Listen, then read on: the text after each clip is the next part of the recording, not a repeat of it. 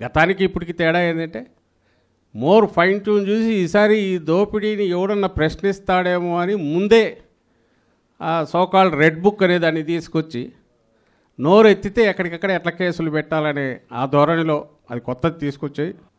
దాని ద్వారా తప్పుడు కేసులు వీటిని పెట్టి ఇంకో పక్క పట్టపగలే దోపిడీ, దాంట్లో కొత్త విధానాలు తీసుకొచ్చి ఈ 10 నెలలు నడిపారు. బహుశా ఇట్లే ధీమా ఉంటే మళ్ళీ ఎన్నికలు వచ్చేంతవరకు మాదే కదా అనే ఓ ధీమా వాళ్ళకు ఉండొచ్చు.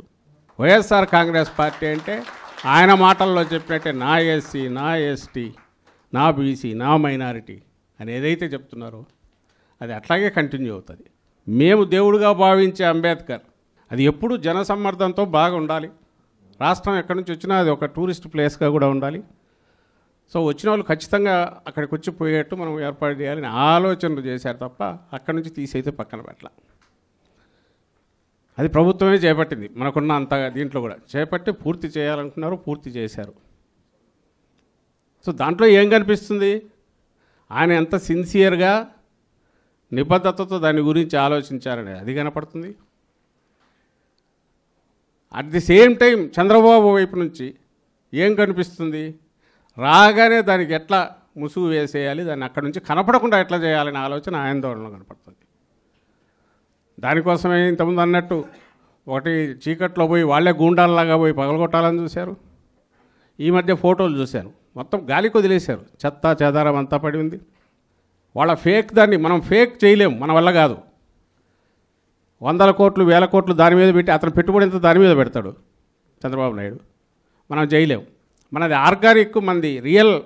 మన కోసం ఎవరైతే నిలబడుతున్నారో పార్టీ కోసం అందరూ రెడీగా ఉన్నారు. ఓన్లీ వీళ్ళ మధ్య కనెక్టివిటీ లేదు, కోఆర్డినేషన్ లేదు. ఇంతకంటే పెద్ద సైన్యం అక్కర్లా. జనం మధ్య ఉండడమే కాకుండా ఇప్పుడున్న ప్రభుత్వం దుష్టపాలన ఎండగట్టడానికి అవసరమైన ఏమున్నా కూడా వాటిని ఎత్తి చూపడం, మనం అందరం కలిసికట్టుగా ఒకే తాటి మీద నెక్స్ట్ ఎన్నికలు టార్గెట్గా గతంలో కంటే మెరుగైన ఘన విజయంతో జగన్మోహన్ రెడ్డి గారు మళ్ళీ దాంట్లోకి రావాలి. అది చారిత్రక ఆవశ్యకత. అలాగే వచ్చిన తర్వాత ఈసారి ఎవరిని వదిలిపెట్టమనేది కూడా వాళ్ళకు తెలుస్తుంది. మీరు కూడా అది గుర్తుపెట్టుకోండి. ఈసారి నేను ఇంతకుముందు అన్నాను, ఈసారి కొంచెం రాజకీయంగా కూడా ఆలోచిద్దామని. ఇంతకుముందు ఆలోచించాలి, ఆయన కేవలం సంస్కర్తలాగా ఉన్నాడు. ఈసారి రాజకీయంగా కూడా ఆలోచిద్దాం. మన వాళ్ళని మనం ప్రొటెక్ట్ చేసుకోవడమే కాదు, మన వాళ్ళని ఇబ్బందిని పెట్టిన వాళ్ళను ఆ ఇబ్బంది ఎట్లుంటుంది అనేది రెండింతలుగా వాళ్ళకు చూపించే కార్యక్రమం కూడా మనం ఖచ్చితంగా చేయాల్సి ఉంటుంది. Please subscribe dot news.